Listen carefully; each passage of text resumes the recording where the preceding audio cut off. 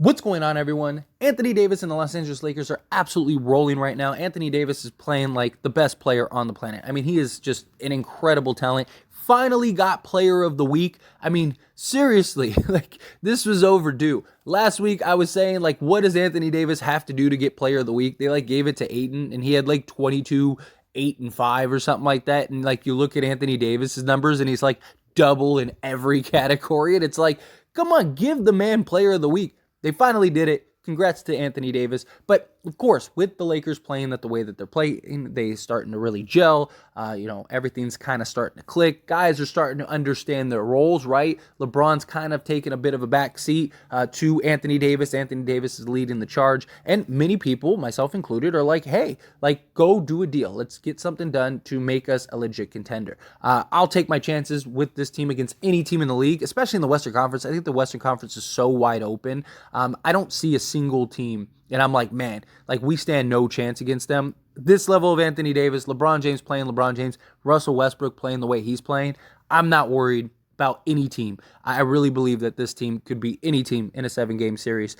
But of course, it'd be nice to upgrade and be better, right? And many people wonder, like, should the Lakers just go all in, push the chips to the table, especially with the way that Anthony Davis is playing right now?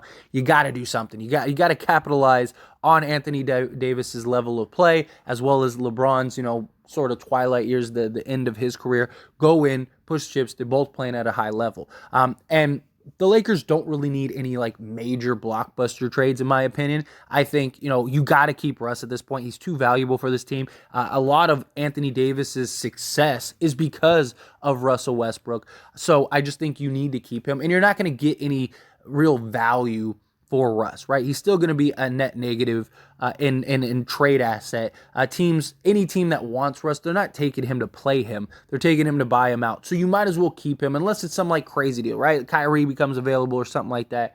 Other than that, keep Russell Westbrook. So take Patrick Beverley, Kendrick Nunn. We've gotten the reports that the Lakers are interested and curious of doing that. But we got a report recently that says this: Lakers including future first-round picks in a trade ain't happening. Here's what was actually said. With the Lakers, it's a matter of getting something for Russell Westbrook before he becomes a free agent next summer and keeping the team relevant and thereby LeBron James happy.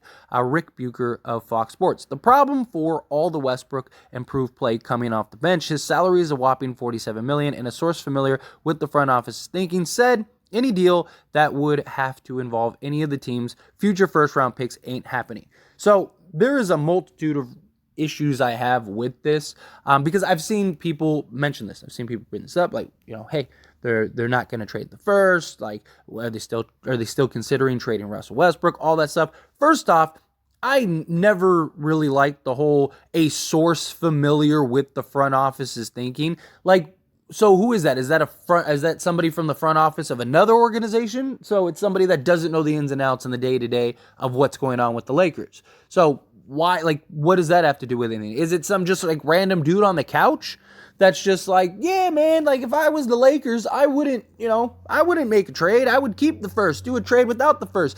Is he like interviewing those those ridiculous fans that are like, go trade Giannis for Patrick Beverley and just give up 2 seconds? I never really understand the source familiar with the front office's thinking. Like, that's just always silly to me. Rob Pelinka himself has said he would trade the first round picks as long as it's a deal that he feels puts them to the next level, right? Rob Pelinka himself, in an interview, verbatim, out of his mouth, he said that he has one shot at this and he has to make sure it's the right one, which is why he's being so cautious, why he's being so patient.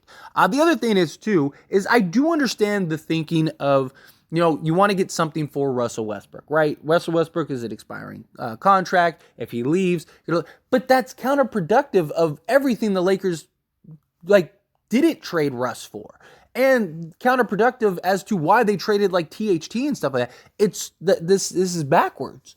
Doesn't make any sense, right? The whole reason the Lakers wanted to preserve the cap space, they purposely didn't do deals this offseason because they didn't want to jeopardize cap space, right? They didn't even do the Pacers deal because they were like, let's see what Russell Westbrook and what Darvin Ham can do, with Russell Westbrook and this team. We want to, preserve our options, all of that stuff, and they decided not to do it.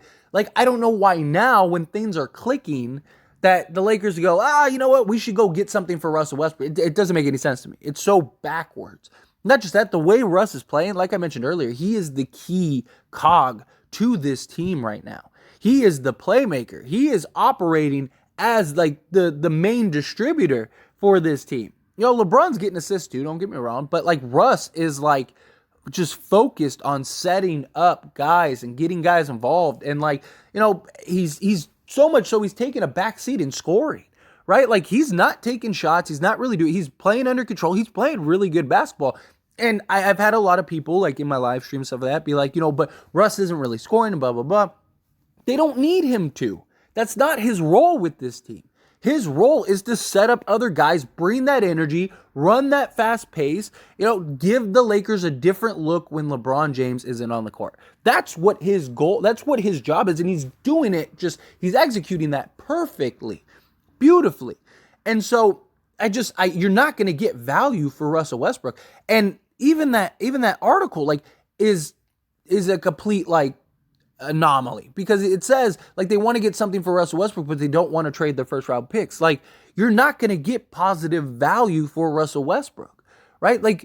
Teams that want Russell Westbrook want to buy him out and unload salaries and collect, draft capital, right? That's what they want. They don't want Russell Westbrook to come. The Hornets don't want Russell Westbrook to come in and mess up their tanking because he can. He can still go get 20 plus a game if he really wants to, but the Lakers don't need him to do that. So it doesn't make any sense why they would do that. Again, it's a source familiar with the thinking. It doesn't add up. Right? That whole thing it doesn't make any sense. I've said this before. We don't know what the conversations are in behind closed door. We don't know what Rob Pelinka's doing.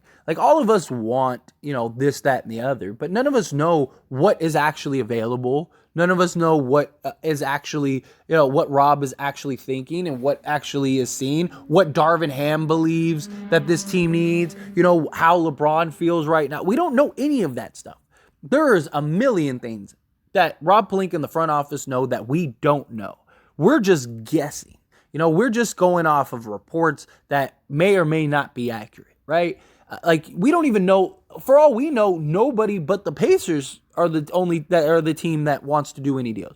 We're all oh, we should do the Spurs deal, we should do the Hornets deal, we should do this deal.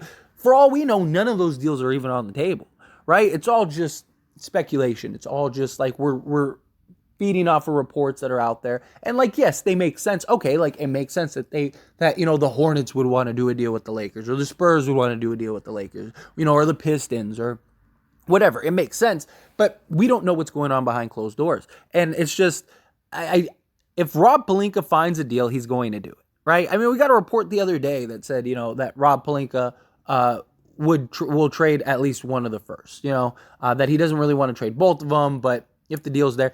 With the way that Anthony Davis is playing the game of basketball right now, you need to do something.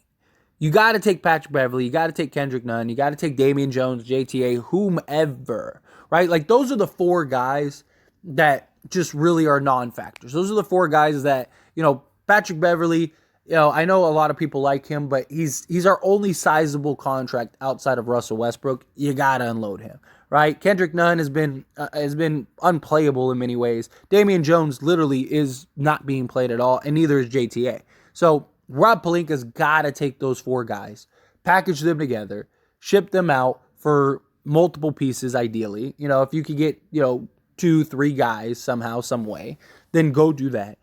Because with say Patrick Beverley, Kendrick Nunn, JTA, and Damian Jones, that gets you about $23 million to go and get another player or two or several, and you could get to about 28 million, something like that, 27 million with those guys. So you could easily get two mid-tier guys. You could get an 18 and $10 million contract, right? So that's something that could be very valuable, right? And then take a first, take a couple, you have all your seconds.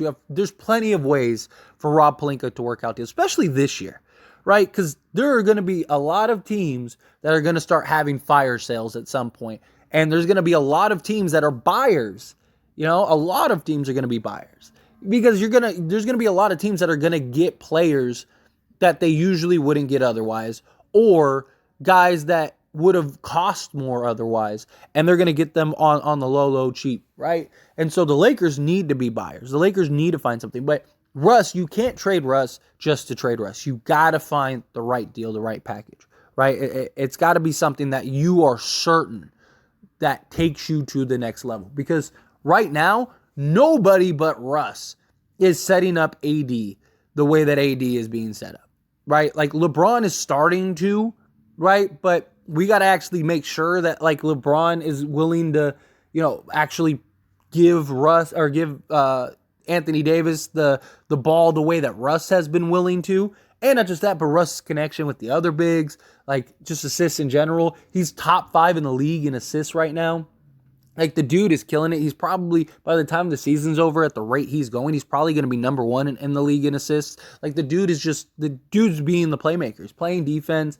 He brings a different energy. He's bringing a different look to the team night in and night out. You got to keep Russ. Trade, all the other guys that I mentioned. Those 4 are basically your unplayable guys. You go get, 2 rotation guys, 2 real players. Now all of a sudden you got you're an 11 player deep team, like legitimately. Because right now they're like an 8 to 9, like solid player, like quality player team, rotation team. But we need like 1 or 2 guys that kind of are more natural and just bigger level guys. So that way so some of the other guys can kind of fall into their spots that are more natural, so Austin Reeves, Troy Brown, even Walker. Like Walker's not supposed to be your third best player, right? He's supposed to be like your 4th, 5th best player, right? And it's like now his 15 plus a game is that much more impactful.